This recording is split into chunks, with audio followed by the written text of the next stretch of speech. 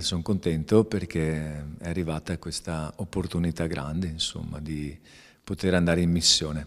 A mandarlo in Brasile era stato proprio il Papa nel 2018 con il Sinodo per l'Amazzonia. Spero di rendere onore a queste comunità che mi inviano, aveva detto il 23 ottobre dello scorso anno ai microfoni di Nicola Marcato, parlando di Olmi e Cavrie, che Don Edi, già vicario della parrocchia della Cattedrale a Treviso, aveva guidato per anni. Dicevo anche ai ragazzi stamattina che non partirò sicuramente da solo, ma con ognuno di loro segnato nel mio cuore, nella mia carne, insomma, quindi partiamo insieme. La notizia della sua morte è giunta improvvisa e inattesa dal Brasile. Edi aveva solo 51 anni. Ad ucciderlo un infarto fulminante mentre si trovava nella sua parrocchia a Paracaima, al confine con il Venezuela. A comunicarla il vicario per il clero, Monsignor Donato Pavone. Nel pomeriggio invece il vescovo di Treviso, Monsignor Michele Tommasi, ha fatto visita alla famiglia. Eccolo mentre sale in bicicletta da Quarto d'Altino per un pellegrinaggio di pace.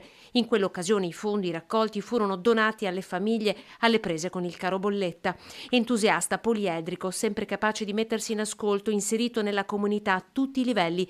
Qui stava benedicendo il carico di aiuti partito da un'azienda di San Biagio di Callalta verso l'Ucraina.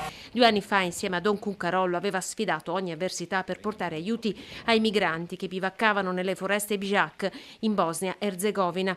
La notizia della sua morte improvvisa è stato uno shock per le comunità di San Biagio che tanto lo hanno amato e sostenuto.